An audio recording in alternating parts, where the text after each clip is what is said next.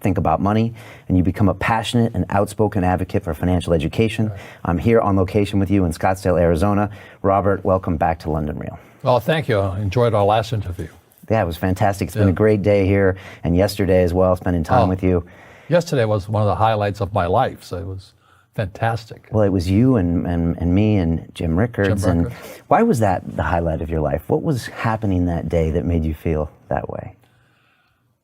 Well, you ever seen a kid, like they're playing football or baseball, whatever the sport is, and they go onto the field and they meet their hero. They'd be like meeting David Beckham or somebody like that. Well, to me, Jim Rickards and Naomi Prince and a lot of the people I run around with now were my heroes. I mean, they were the guys on the field. And I said, God, they're so smart. They're insiders into this world. And so to actually be sitting next to Jim and working on projects together, and I'm going, why am I here? So that would be like, David Beckham and I playing soccer together. I mean, it's not supposed to be possible, So hanging out with Jim Rickards and Naomi and you, and it's like it's not supposed to be. It's impossible. But dreams do come true. Because you always thought you were the outsider, and now you're hanging out with the quote-unquote insiders, and Correct. You're agreeing on everything with them. Correct. And a lot of people get financial advice from outsiders. If maybe a financial planner, or a stockbroker, or a real estate broker, but they're not on the inside of the deal. And one of the reasons I like being an entrepreneur and being a real estate guy is I'm always trading from the inside. I know the deal. I'm part of the deal. I am the deal, But the average person who buys like stocks, bonds, mutual funds, ETFs, and saves money, they're outsiders. They have no idea what's going on between them and the real world of inside. So Jim Rickards and Naomi Prince, they were with, Jim was with the CIA, long-term capital management, the Pentagon, and they're the inside on what's going on with money. Naomi Prince was with Solomon and Lehman Brothers and Goldman Sachs. They're insiders. And I was this little guy on the outside trying to figure out, what are those guys doing? How are it's almost like, what's the wizard doing? How is the wizard pulling these handles and all this? And we're all outside jumping around doing as they tell us. You should save money. Okay, I'll save money. You should buy stocks. Okay, I'll buy stocks. You should put some money in bonds. Okay, I'll buy. And I said, there's a wizard in there. I want to know who that wizard is. And so Jim and these guys are as close to the wizard as I could get. How does a 9-year-old kid in Hawaii, a poor kid, get to this point? Yeah. Well, I wasn't poor by most people's standards, but I came from a family with a poor attitude, if you know what I mean. Because rich, poor, middle class, poverty starts with a fundamental attitude. So I was in Hawaii, I was 9 years old. My father was the head of education, PhD. Very smart man, good guy. And for some reason, we moved across town and I went to a school with rich kids. So this is a little town called Hilo, Hawaii. That's not on the map anywhere, but it is. It's a sugar plantation town. So when I was 9 years old, I moved to this rich kid's school. And suddenly I realized I was poor because it's relative, as Einstein, it's all relative. And my classmates were mostly white guys. And I was one of the few Asians in the class. And these guys, their fathers owned the banks, they owned the plantations, they owned the car dealerships, they owned the meat packing company, they owned the ranches. And I'm going, how come my dad doesn't own that? So I remember raising my hand when I was 9 years old, talking to my fourth grade teacher, and I said, when am I going to learn about money? And she was this woman who should have retired 50 years earlier. She was so sick and tired of kids by this time. She says, the love of money is the root of all evil. And I said, what am I, in Sunday school? And I was this punky little 9-year-old kid. And she says, we don't teach money at school. I said, why not? And she couldn't answer me. And she got very flustered. She said, sit down, take your seat. And then I got curious. I said, why don't we learn about money? She says, go ask your father. He's my boss. So my father was the head of education, PhD, all that stuff. I go home and ask him, I said, why don't we learn about money in school? And he looked at me and says, because the government doesn't let us teach that subject. The government tells us what we can teach and what we can't teach. And I thought that was strange. And I said, but aren't we going to school to learn about money? He says, no, your job is to get a job. I said, but you get a job to earn money. He goes, no, you're supposed to just get a job. I went, no. Isn't the purpose of a job to earn money? He goes, you're correct. I said, so why don't I just learn about money? I can skip the job part, you know? And he got flustered and he said, look, and my father was, for Japanese, very tall, 6'4", and imposing man, good guy. But he says, if you want to learn about money, why don't you ask your best friend's father about money? And I said, why? That's Mike. So I asked him. He says, because Mike's father is an entrepreneur. And I said, what are you? He says, I'm an employee. I'm a government employee. And I went, oh, what's the difference? He says, the difference is an entrepreneur must know about money, or they're no longer entrepreneurs. And he says an employee doesn't have to know anything about money, because the government will take care of them, the company will take care of them. So I'm all confused. But I took my dad's advice and I trundled over to Mike's father's office and knocked on his door and I said, hey, I'm here, 9 years old. Teach me about money. He says, beat it, kid, you know. But that's where the story of Rich Dad, Poor Dad started. And finally, through persistence, my rich dad started teaching me about money on one condition. And that condition was he would never pay me. He says, the moment I pay you, you think like an employee. He says, that's the trap.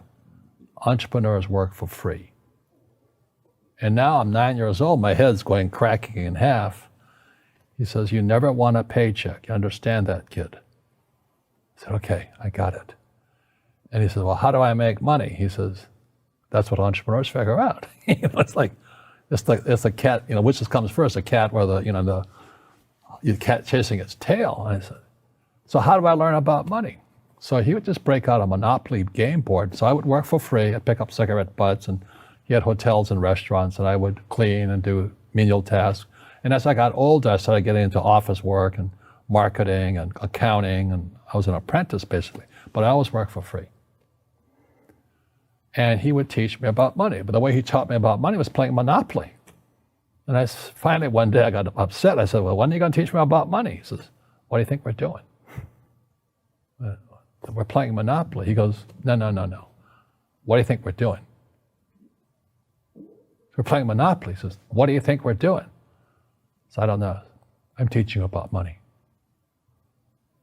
And then that's when, you have one greenhouse. He says, there's many formulas for great success in money. There's thousands of them. But one of the best ones found on the game of Monopoly. It still is today. 4 greenhouses, 1 red hotel. I said, what? He says, one of the greatest ways to acquire great wealth is playing Monopoly in real life. 4 greenhouses, 1 red hotel. Well, is that all there is? He goes, that's it. And he says, what do you think I'm doing? And I went, I don't know. So then he took me out and he showed me his greenhouses. And 10 years later, when I was 19, I was now in school in New York, and I come back to Hawaii, and Rich Dad had bought the biggest piece of land smack dab in the middle of Waikiki Beach. And when you go to Waikiki Beach today, you'll see the Hyatt Regency Hotel. That was his hotel. Just like the game of Monopoly. Just like the game of Monopoly. Acquired assets, and they became bigger assets. He just kept what's called an assemblage, because that property wasn't that big at the time. So he had to buy out all the small guys. Because Waikiki was a little dirt water little town. So he'd buy out this shop owner and buy that shop owner. And it took him a while, but he finally assembled this large piece of property. And then he and Hyatt put up this giant hotel. It just sold for $800 million. So that's how I learned about money. And that's because he refused to accept a paycheck.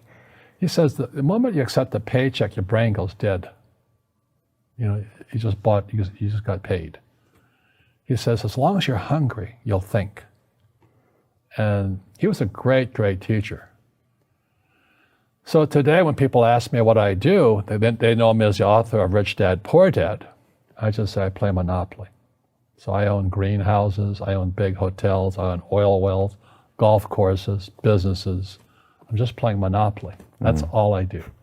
You know, I re-listened to your book on the flight over from London, and I hadn't listened to it in maybe 6 years. And the first time I read Rich Dad, Poor Dad, I thought it was a book about money.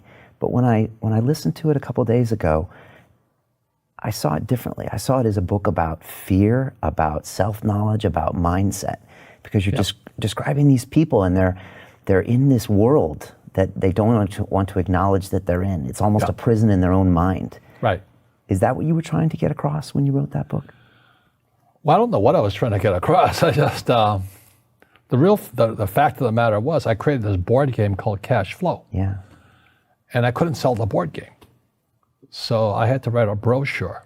And the brochure I wrote was Rich Dad, Poor Dad. So Cash Flow came out in 1996. And Rich Dad, Poor Dad came out in 97. So the real fact of the matter is Cash Flow is about accounting.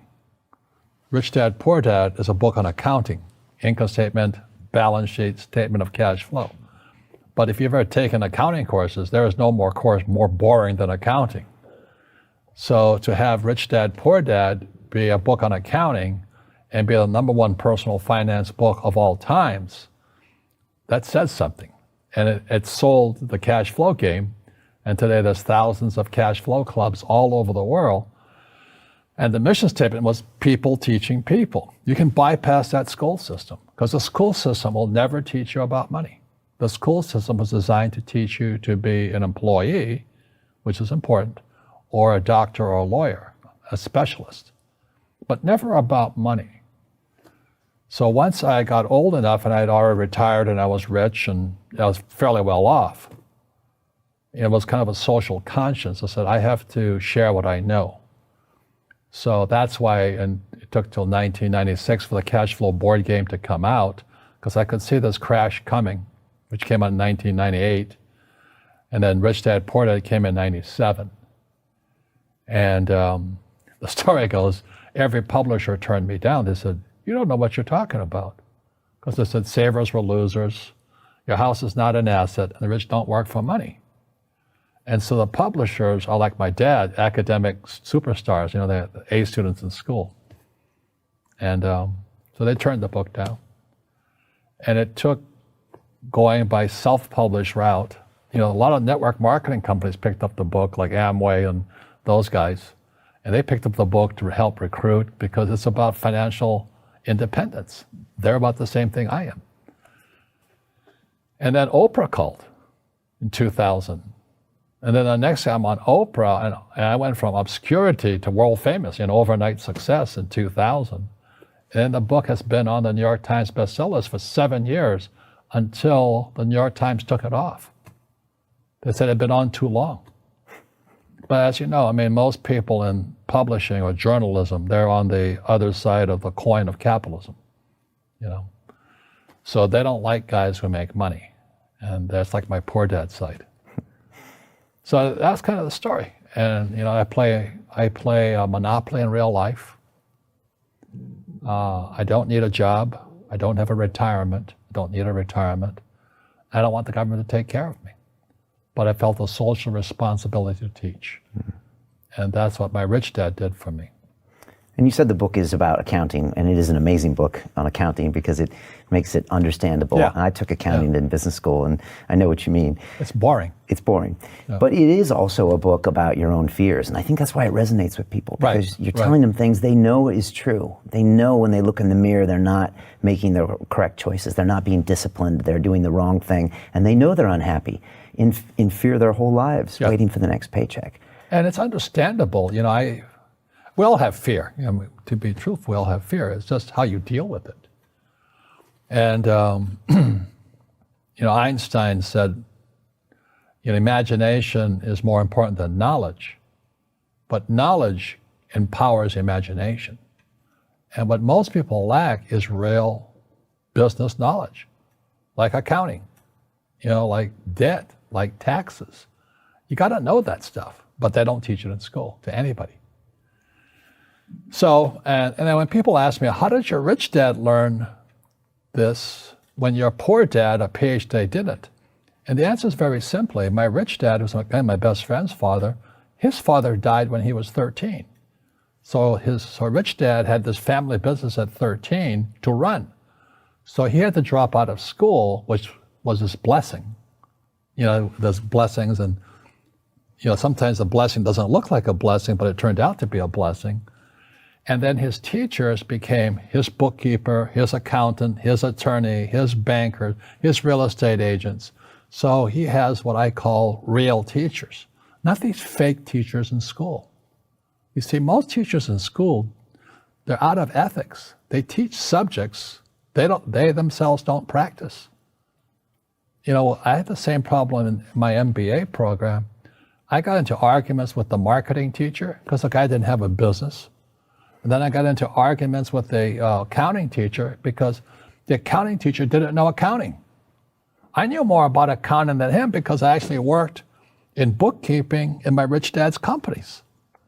And so I'm not an accountant, but I understand accounting. So that was the end of my school years because I understood what a fake teacher is. A fake teacher is somebody who just wants a job and they'll teach anything. They teach you how to shine shoes if you pay them more money. But they really don't know what they're teaching. For example, my calculus teacher, went to military school in New York, and I asked the teacher, I said, I'm in my third year of calculus now. It was called strength of materials. I said, am I ever going to use this stuff? He goes, no. Said, why do you teach it? He says, because I get paid. I said, do you ever use it? He goes, no. And that's why, you have to, in life, one of the things I suggest to people, you got to find a real teacher versus a fake teacher. And a fake teacher is somebody who doesn't do what they teach. And a real teacher is doing what they teach every day. So my accountants, my attorneys, they're in it every single day. And that's how I learn, because every day I'm solving problems in my business. So I have accountants and attorneys and bankers and all these people on speed dial because I'm solving problems with my team. That's how I got smart. That's how you got smart. How are we doing 21 years later since this book was published? There's more information out there than ever. We've got the YouTube, we got internet, everything. Are people better educated about money? No, they're worse off. I mean, I have my little Rich Dad radio show, and tomorrow I'm interviewing these team of, I think they're educational psychiatrists, and their book is called Coddling of the American Mind. Is how our school systems are making our students weaker. So in school, they have these things called now trigger effects. So you can't, as a teacher, you can't say anything that might upset the student. They don't want anything that might jar their point of view. So if I went into school, I'd be thrown out because I threaten them. I would, and to me, isn't school about opening your eyes and minds to new ideas? But that's now out of the system. So everybody's got to be PC, politically correct now. And it's killing us. It's killing the brains of our kids. They're going backwards. But in their minds, they're more enlightened. They might be. But if I didn't have ideas that shook me, I wouldn't learn anything new. But now these trigger mechanisms, like they don't let you have peanuts anymore.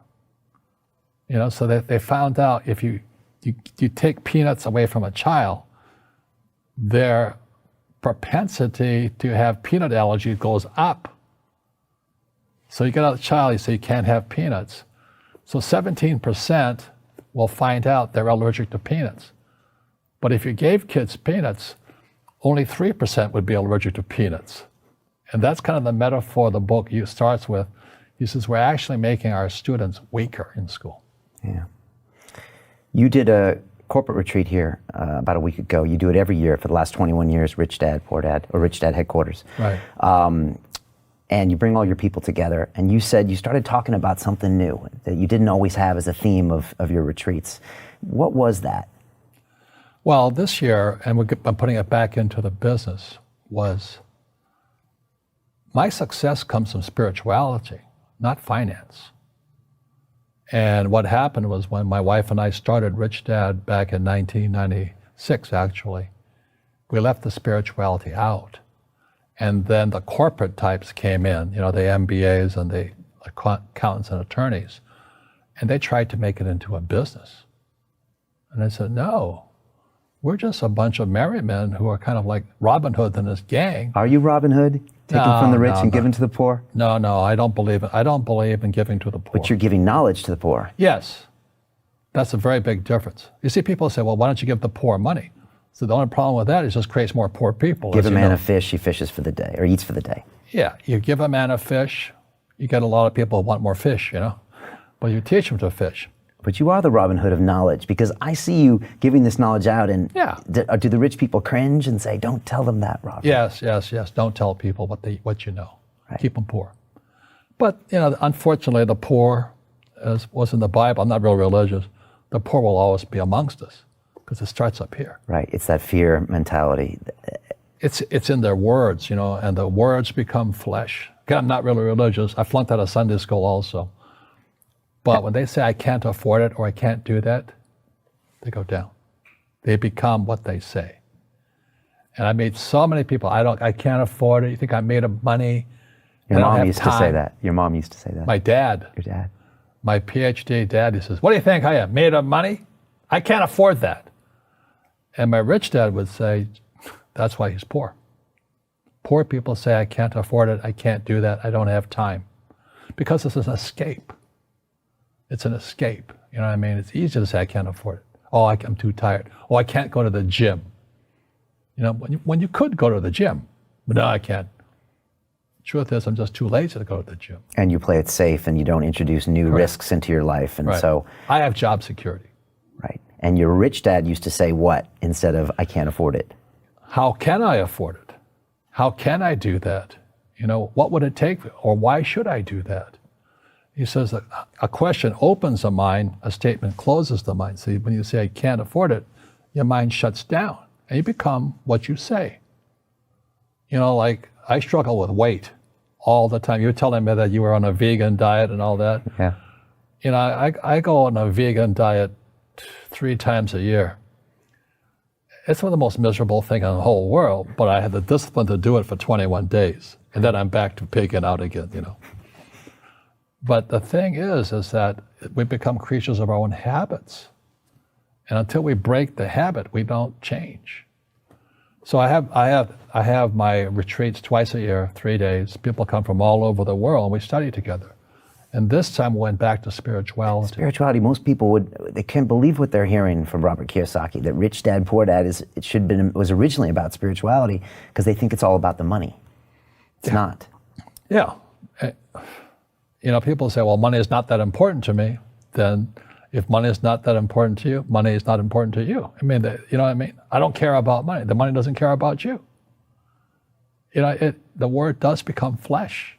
Right. Or I'll never be rich. Or the favorite one is the rich are greedy. It's the poor that are greedy. If you think about it, because to be rich, you have to give something. I have to produce books and games, and I purchase real estate, I provide housing, provide jobs and all that. That's why I'm rich. But greedy people produce nothing. Oh, no, it's the rich that are greedy. And I'm going, hey, sports fans, you point a finger forward, 3 are pointing backwards. And so, as we know, there's a big attitude problem against the rich today. I had a guest on my show recently, and he said, poor people are selfish. Yeah. Hit a lot of people below the belt. And he said, no, think about it. These people are selfish. They're always complaining about their problems. They're always focused on their own issues. Yeah. Do you agree with that? Well, the way you get rich, you solve other people's problems. Right. That's how you create value. Yeah. Right. Yeah. If you could cure cancer today, you'd be a trillionaire. You'd be an instant trillionaire. No, I'm just too busy to work on that. I think I'll play golf instead. Tell me about how you bring spirituality back into a company, a corporation, or Rich Dad. Well, because it's a business, I can't force anybody to do anything.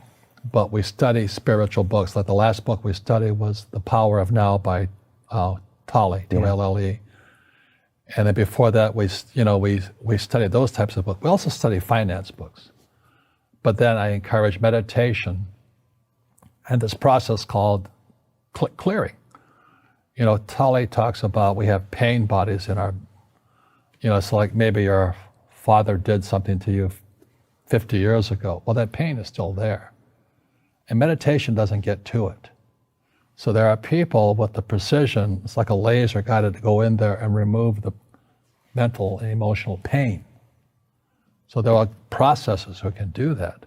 So at our events, we have these processors and they're made available to people. Now, does everybody participate in it?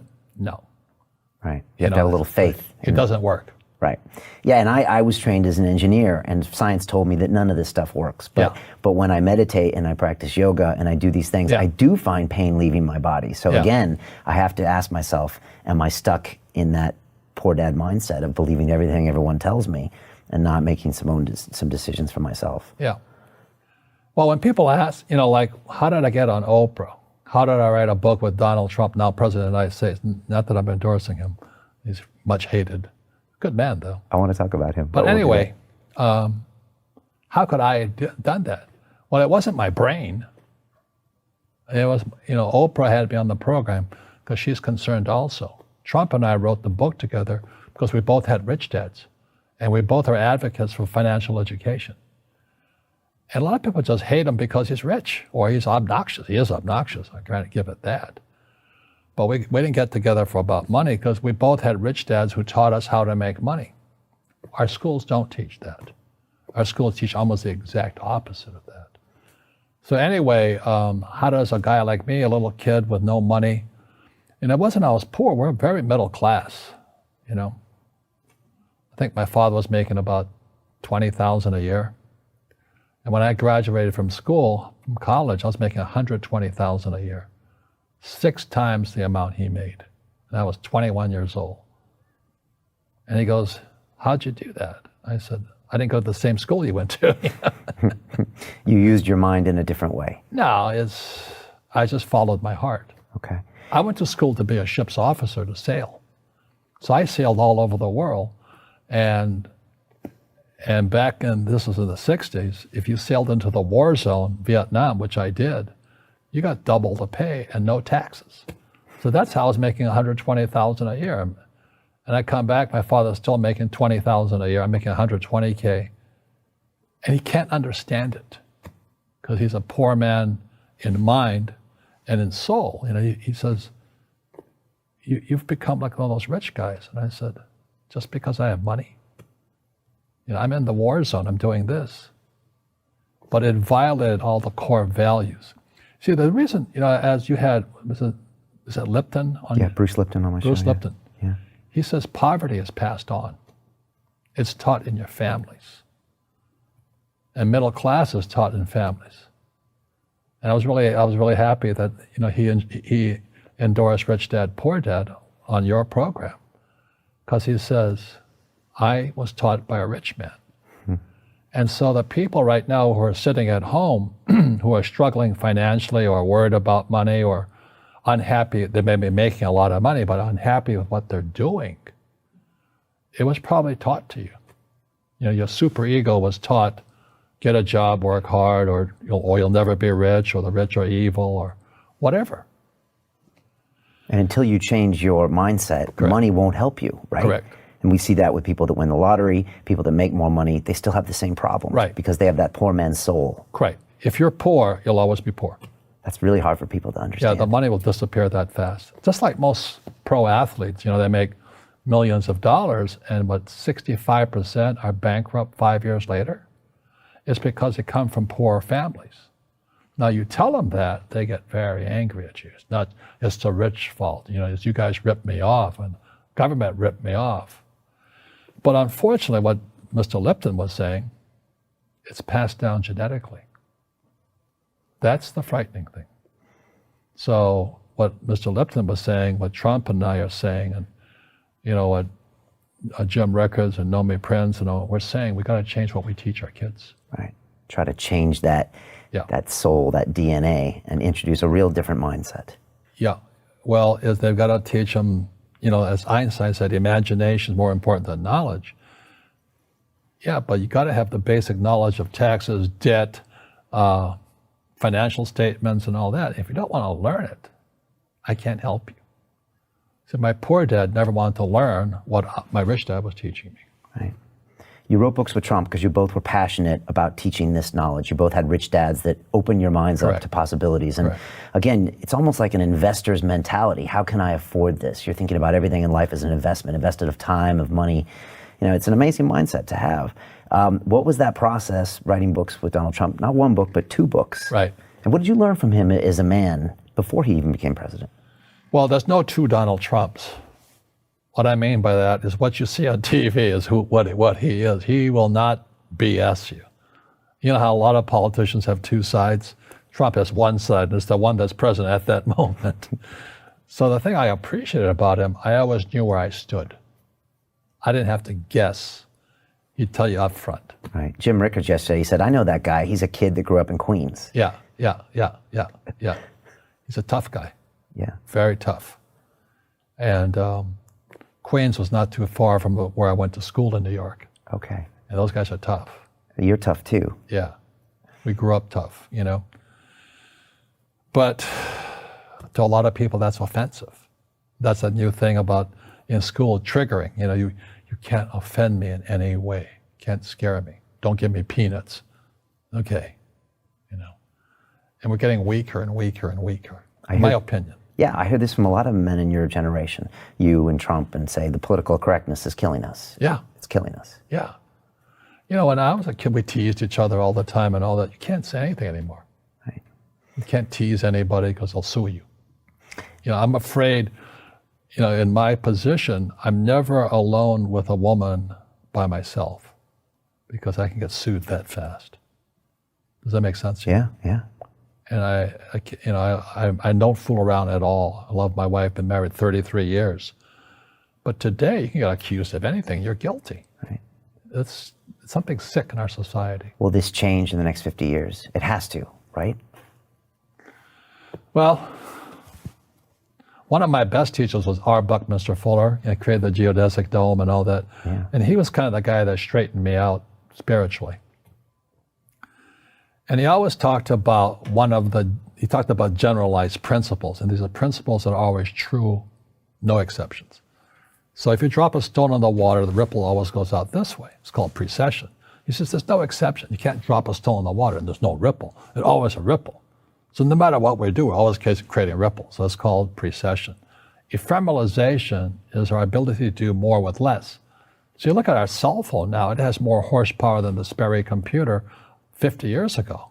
That's doing more with less. So humans are getting more and more powerful. We have more power to us.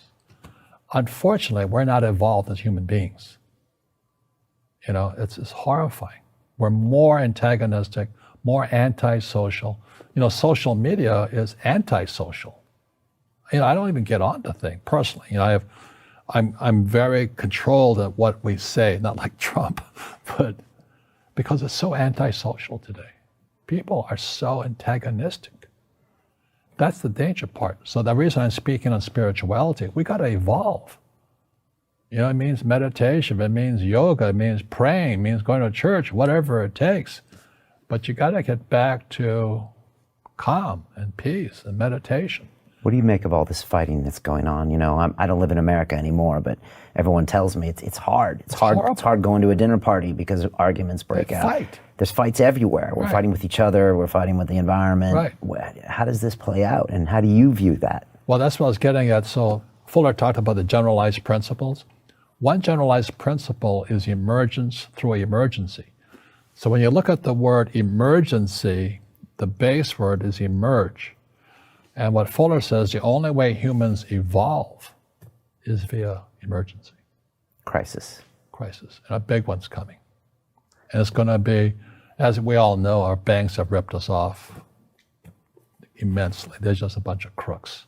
I don't know how they can live with themselves. But, the bankers rip off trillions and they get bonused in billions. Nobody goes to jail. That's the sickness of our society. So that's why Trump and I write about financial education. It's almost like self-defense. It's almost like taking judo against our own government and our own banking systems and Wall Street. So that's why we're here with Jim Rickards and Nomi. It's kind of self-defense, teaching people what schools will not teach us. I spoke to you yesterday and asked about the next 3 weeks. You're traveling all around the world. And I said, Robert, why are you traveling so much? And you said, because I need to let people know that this crash is coming and that these problems are out there. You feel like you have a mission to let people know about this. It's a sense of that, yes. And why do I have, I have bad luck too. I've had financial crashes. I've had people stab me in the back, but they're all good because I grow from it. That's spirituality. Right. People who are afraid of making mistakes, like they teach in school, they don't ever grow. Because spirituality is there's good and there's bad, there's right and there's wrong, there's up and there's down. Most people only want to be right. They only want to be positive. Well, you can't have that. That's not reality. Your first two businesses, the wallet business was up and then failed, and your next one was up and failed, but you would have never gotten here without those failed. quote unquote bad events. Yeah. Should we stop using that word bad? Yeah, every time I failed, it was like, good. It's okay, what have I learned? And the average person, the reason they're poor is they haven't failed. They play it so safe. They haven't made any mistakes like they taught in school. That means they don't learn anything. That's why the school system's actually fundamentally corrupt. It's anti-education. Right. Don't make mistakes and don't ask for help. And if I didn't ask for help, I have my accountants, my attorneys, my bankers, and all that. I go into business like a rugby team. Boom, boom, and we kick butt.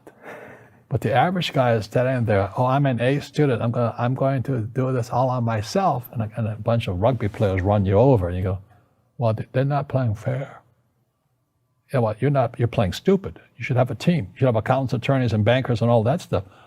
But that's not the game I want to play. I said, then don't play the game. The game of business is played with accountants, attorneys, bankers, hate to say it, politicians. You got to know the game. And you got to play it hard. Yeah, and as I was saying to you, is that I love England because my favorite game is rugby. And I had the benefits in the 70s of playing twice with Blackheath. And that was like going to, almost going to heaven to be in England playing rugby and then going to Twickenham, for the World Cup. And then I was in Australia to watch Sir Johnny Wilkinson, beat the Aussies in the most powerful rugby game ever played, I believe. It was England versus Aussie. And they went to 2 overtimes. And you talk about the spirit of the players coming out. There were guys falling down the field, not because they were tired, they were cramping up. They couldn't go anymore. And that Wilkinson, which I forgive him for, kicks that field, you go. But that's the game. And a lot of people would rather sit in the stands than be in the game. That's why you like rugby. Because they're on the field, they're competing, they're going head to head. Right. It's raw. Rugby is a team sport, but so is soccer. The rules are different. When I went out for soccer, so you mean I can't hit anybody? I think I'll stay with rugby. And other people are golfers. They play by themselves. And so everybody's different. So what I say to young people is you find your game. So my game financially is business, number one. Second is real estate. And that's why I pay no taxes. That's why Trump pays no taxes. Legally, it is a combination of business and real estate that gives us an unfair advantage over employees because they don't know what to do. There was an article in the New York Times on the front page about a week or two ago, and it was about Jared Kushner, right? So Trump's son-in-law. And about you saw that same article? Yeah. Did you pick it up? Yeah, I read it, and it was all about how... Depreciation. And he didn't pay any taxes, and his net worth was growing, and everyone's arms were up. Look at this guy, he's not paying taxes. Yeah. And this is the New York Times, yeah. Okay, so considered a front runner in the news, showing us how bad this was, that this entrepreneur who grew his net worth by like 3 times or 4 times over the last 3 or 4 years, and I thought of you. What does that tell us? What do you see when you see that article? Well, the New York Times article is an employee mindset, and they have no financial education. Somebody said Kushner has a loophole called depreciation. I go, you idiot. It's illegal. It's not a loophole. Depreciation is what the government wants us to do.